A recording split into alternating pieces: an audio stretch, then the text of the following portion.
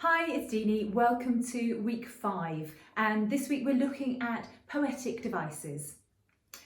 So, literary devices are techniques that you can apply to your writing to control or direct how your reader feels when they read your story. Remember, every time you write a story, you are taking your reader on a journey into the life and mind of your characters.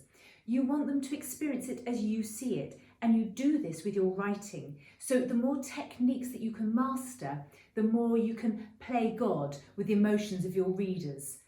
There are some devices that are more associated with poetry that can be equally utilised in prose to evoke a more romanticised or painterly feeling to any description, and I'm going to talk you through those now.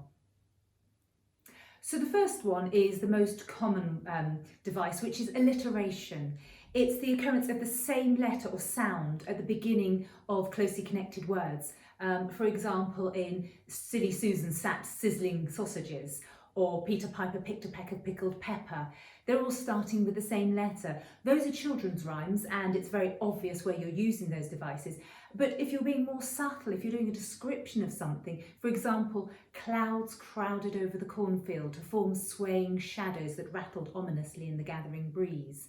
I've used the C, the clouds crowded over the cornfields, and the S, swaying shadows. It's a more subtle effect, but it gives it a really nice flowing feel to your descriptions. The next one is assonance. It's like alliteration, but it refers to the vowel sounds between the syllables of nearby words. So if you listen out for the E sound in this particular example, he leaned where the old brick wall had been falling backwards into the chilly stream. Nancy laughed and reminded herself to make a sign. Well, in fact, in that one, we've got leaned and been and stream, but also in there, which I forgot to mention, is the wall and fall. So you've got those, they weren't next to each other, but you've got that nice feeling. He leaned where the old brick wall had been falling. So you've got that really nice flow that isn't obvious, but it just helps the description to flow really beautifully.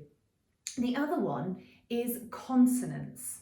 And this is the recurrence of similar sounding consonants in close proximity, but not necessarily at the beginning of every word, because that would be alliteration. So they might be in different parts of the word. For example, caught in static contemplation. You've got the C in caught and static and contemplation. You've also got the T sound at the end of caught and static and contemplation. So there's lots of K and T sounds, and it gives a nice sort of rhythm. Caught in static contemplation. It just really rolls around nicely in the mouth, and these are nice effects. Just gives your writing a feeling to it, a sense of etherealness, a dreamy quality. This is very good for romantic scenes and descriptions of faraway places or reminiscences. It works really, really nicely. So, alliteration, assonance and consonance and rhyming as well are all particularly effective when you're writing for younger children because of the way that these sounds roll around in your mouth. They feel pleasant to read, they feel pleasant to hear as well. They're really pleasing. You'll notice that a lot of children's stories have a lot of alliteration, a lot of similar sounding sounds, and that's what children like. It helps them to learn as well by hearing these repetitive sounds. You probably, if you're from England, for example, heard she sells I can't say it. She sells she sells seashells beside the seashore. It's a really common rhyme, and as you can see, it gets trickier as you get older.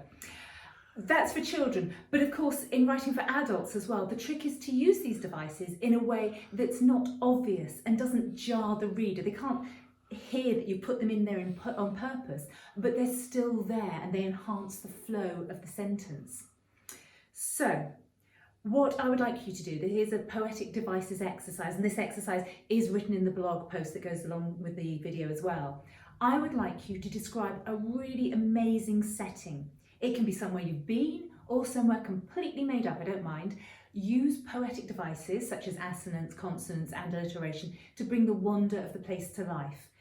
read it back to yourself and make sure that the devices are subtle. It doesn't sound like a children's rhyme, unless of course you want to write one for children and then really go to town on all those devices, really push them out there. But if you're writing for adults, don't make it sound laboured, make it sound subtle, as if you wouldn't really notice they were there unless you were told. So have a go with that. I'd love to see what you write. Put any of your work in the comments on the blog for me to read. That would be great.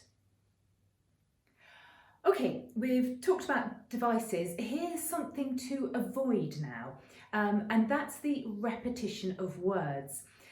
When you're writing a story, it's very easy to use the same word several times in close proximity to each other. It stands out to the reader really badly and sounds really laboured. So always check your writing for repeats of words, and if possible, change the second or third repetition of a word to a different one with the same meaning. So, for example, I've got a sentence here, or a paragraph here, that's got lots of repetitions of the same word, and if you read it to yourself, it probably wouldn't stand out so much as when you hear it read out.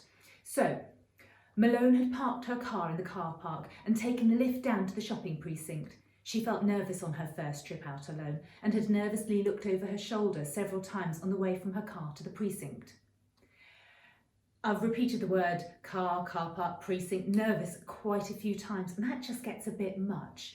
Now, what you need to do is, if you notice you've done that, use a thesaurus to find alternative words, either a book thesaurus or in Microsoft Word, if you're using that, if you select a word that you want to change and press Shift and F7, it will pop up with the thesaurus for you to find alternative words. Or Google, use Google, that's got a thesaurus online as well.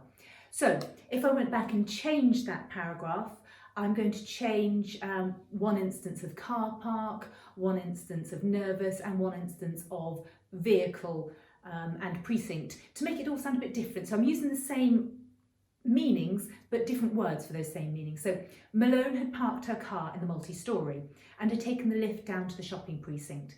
She felt nervous on her first trip out alone and had anxiously looked over her shoulder several times on the way from her vehicle to the shops.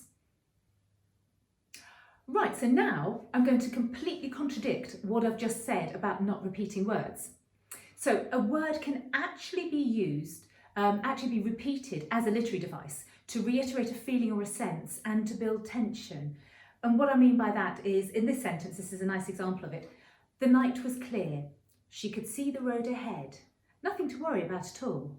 Nothing at all. The repetition of the word nothing actually makes you feel quite the opposite, that perhaps there is something to worry about. And that puts you or the reader on edge. So repetition can be used as a stylistic advice, so long as you are doing it intentionally. Another example, Gail didn't know what was coming.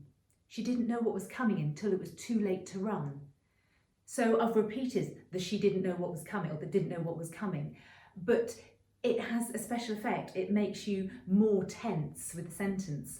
The trick is to make conscious decisions about the words and repetitions you use. Don't accidentally repeat the same word over and over, but if you're going to repeat a word, make sure you use it in a way that it has an effect on the reader.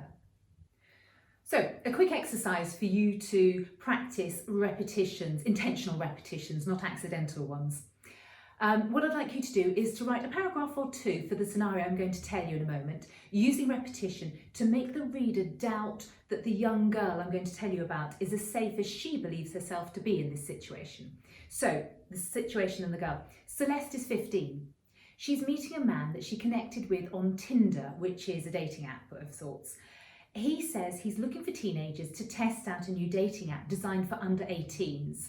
Which has probably got red flags all over it. So you need to write a couple of paragraphs about her and her about to go on this meeting, and maybe the meeting itself, to make the reader feel really uncomfortable as they should with this particular scenario, using repetitions.